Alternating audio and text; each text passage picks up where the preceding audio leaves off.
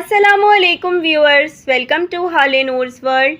आज मैं अपने किचन में बना के तैयार कर रही हूँ मूंग की भुनी हुई दाल।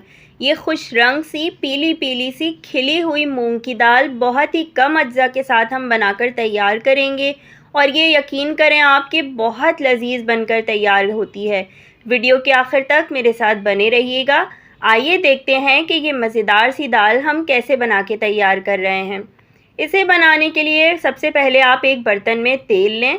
मैंने तकरीबन आधा कप के करीब कुकिंग ऑयल गरम किया है और इसमें शामिल कर रही हूँ मैं 2 चुटकी के करीब मेथी दाना। ज़्यादा ऐड मत कीजिएगा वरना आपकी दाल में कड़वाहट आ जाएगी। मेथी दाना डालने के बाद अब मैंने इसमें 1 खाने का चम्मच अदरक लहसुन का पेस्ट शामिल किया है।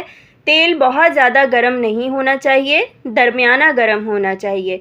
अदरक लहसुन के पेस्ट और मेथी दाने को हमने चंद सेकंड के लिए चम्मच चला लिया है और अब मैं इसमें शामिल कर रही हूँ गरम मसाला, 2 छोटे छोटे से तेज़पात, 1 छोटा दालचीनी का टुकड़ा, 4 लौंगें, 1 बड़ी इलायची, 8-10 काली मिर्चें और 1 चाय का चम्मच सफ़ेद ज़ीरा। और याद रहे कि इस अमल के दौरान आंच बिल्कुल दरमियानी होनी चाहिए, तेज़ आंच नहीं होनी चाहिए वरना मेथी दाना और अदरक लहसुन का पेस्ट जल जाएगा।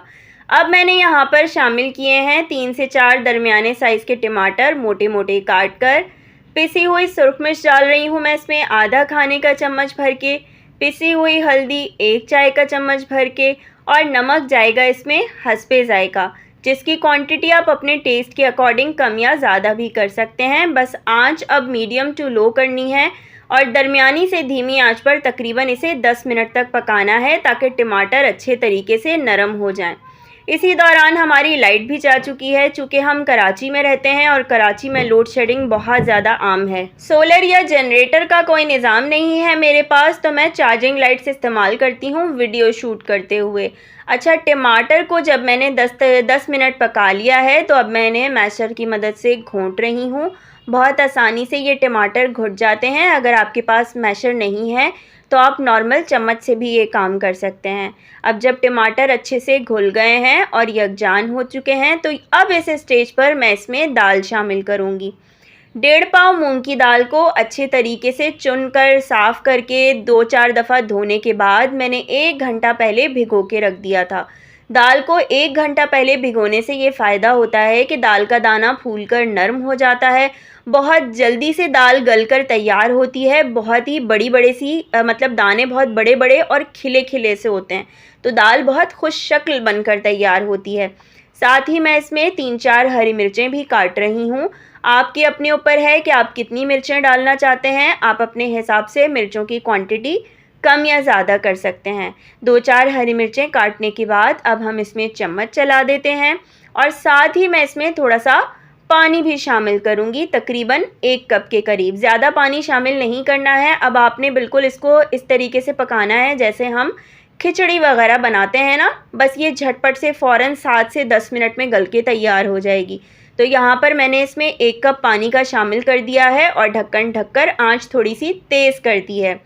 तेज़ आंच पर हम इसे इतनी देर पकाते हैं कि इसमें उबाल आने लगे। अब जब दाल पकना शुरू हो गई है और इसमें अच्छे से खौल आ गया है तो एक दफ़ा हम इसमें चम्मच चला देंगे और साथ ही इसकी आंच बिल्कुल धीमी कर देंगे, दम वाली आंच जो होती है, और इसको ढक कर हम तकरीबन 7 से 10 मिनट के लिए छोड़ देंगे।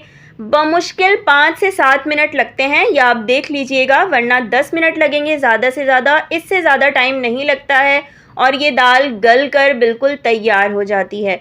सिर्फ़ और सिर्फ 7 मिनट लगे हैं और हमारी मूंग की भुनी हुई दाल बिल्कुल बनकर तैयार हो चुकी है। ये देखें आप, दाना इसका बिल्कुल गल चुका है और एकदम खिला खिला सा है। दाल की शक्ल देखें कितनी खूबसूरत निकल कर आई है। मैं आपको इसे निकाल कर भी दिखा देती हूँ प्लेट में। ये देख लीजिए, ये दाल बहुत मज़ेदार बनती है। बेसिक इंग्रेडिएंट्स का इस्तेमाल किया है। कोई भी अज्जा मैं गारंटी के साथ कह सकती हूँ कि इसमें ऐसा नहीं होगा जो आपके किचन में मौजूद ना हो। बिल्कुल सादा सी रेसिपी है, लेकिन आप यकीन करें ये बहुत मज़ेदार लगती है। आप इसे रोटी, चपाती, पराठे या गर्मा गर्म नान के साथ खाएं और ज़बरदस्त सबकी तारीफ़ें जो हैं वो बटोरें। अच्छा, इस दाल से ना पराठे भी आप बना सकते हैं। मेरे बच्चों को ये दाल इतनी ज़्यादा पसंद है कि नेक्स्ट टाइम अगले वक्त में मैं अपने बच्चों को ये पराठों में भरकर इसके पराठे बना के देती हूँ और वो पराठे बहुत लाजवाब और मज़ेदार बनते हैं। तो आप भी ये रेसिपी ज़रूर ट्राई कीजिएगा और अगर पसंद आए तो मुझे फ़ीडबैक देना बिल्कुल ना भूलिएगा। ये देख लीजिए, मैं आपको दाल को मैश करके दिखा रही हूँ ताकि आपको पता चल जाए कि ये दाल मुकम्मल तौर पर गली हुई है और बिल्कुल नरम बनकर तैयार हुई है।